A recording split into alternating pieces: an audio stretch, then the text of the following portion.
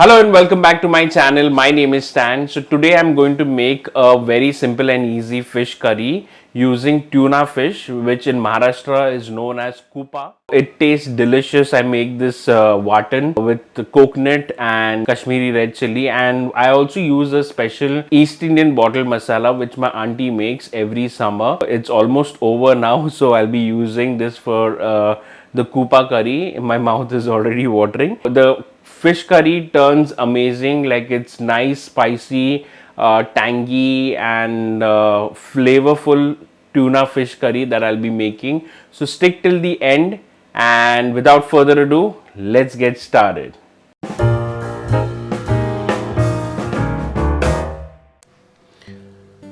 So here I've taken around 8 to 9 pieces of fresh Kuppa, that's also known as tuna in English. I'll wash this and season it with salt, turmeric powder, and I'll be adding bottle masala. Now bottle masala, you'll find it in most of the East Indian houses because they prepare this in the summers, and this masala is specially prepared by my auntie and she supplies it for us. I'm already running short of this masala, so I'll be adding 1 to 2 teaspoon of bottle masala along with 2 tablespoons of vinegar. Now we'll mix this well with our hands and keep it aside while we prepare our masala, that's the watan. Now preparing the masala, that's the watan, it's very simple with basic ingredients. We'll take a handful of wet grated coconut, which would be around half cup or little bit more. Then I'll add 5 big size garlic clove and 1 inch ginger. If you have small garlic cloves, you can add around 7 to 8. Now here I had soaked 5 Kashmiri chilies in hot water, which I had de-seeded. Now here, if you want your curry to be spicy, you can keep the seeds on, so that will give you an extra spice. Then I'll add 1 medium sized tomato. I'll just roughly cut it. Then goes in half teaspoon cumin seeds, around 1 to 2 tablespoons of coriander seeds, 4 to 5 peppercorns, 1 inch cinnamon stick, 3 cloves, half teaspoon of turmeric powder, and a handful of fresh coriander leaves. This will give a nice flavor. Now we'll grind this all together. Now for the cooking, in a pot, let's take 1 to 2 tablespoons of oil. Once the oil is heated, let's add curry leaves and 1 small onion diced.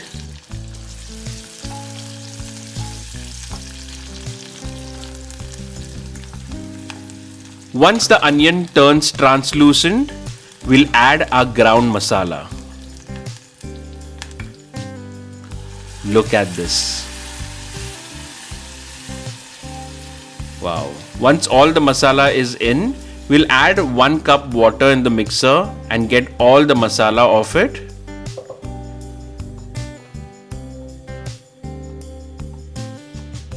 You can add more water if you need.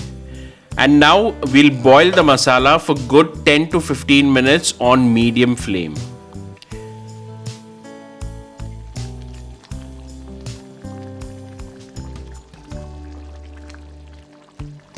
Now at this stage, keep adding water whenever required. The idea here is to cook the raw ingredients in the masala.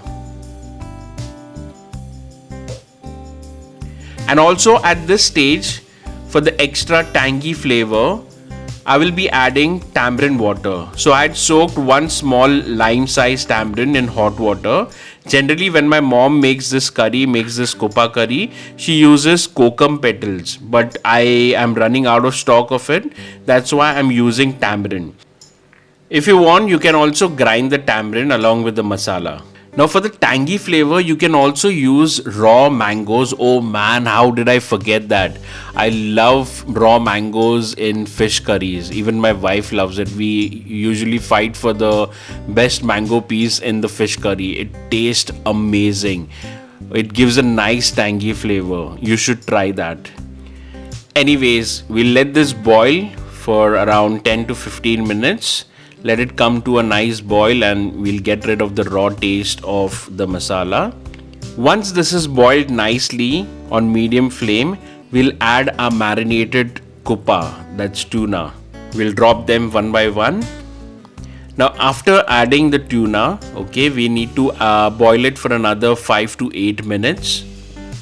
And at this stage, you can also check for the salt, because if you remember in the masala, we did not add any salt because I had marinated the fish with the salt. So after adding the fish, you can taste the curry and see if salt is required. You can adjust it at this point. So it's been 5 minutes now. I've checked the salt, everything is perfectly fine. Now I will cover this with a lid and I will just let it cook for another 2 to 3 minutes on medium flame, and then I will turn off the flame. And that's it, the kuppa curry is ready. You can just let it rest for 5 minutes before serving, and the best time to eat this curry is the next day. Trust me, it gives a nice flavor which you will never forget. So try it out. Wow, look at this. This looks amazing. Look at this fish. Okay, now I'll serve it with rice.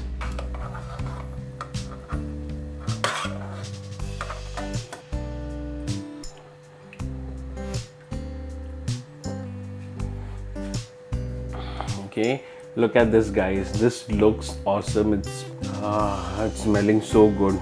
I can't wait to try.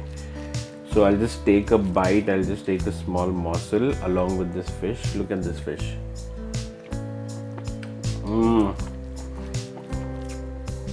And that's the reason I marinated the fish with the masala, especially the bottle masala. And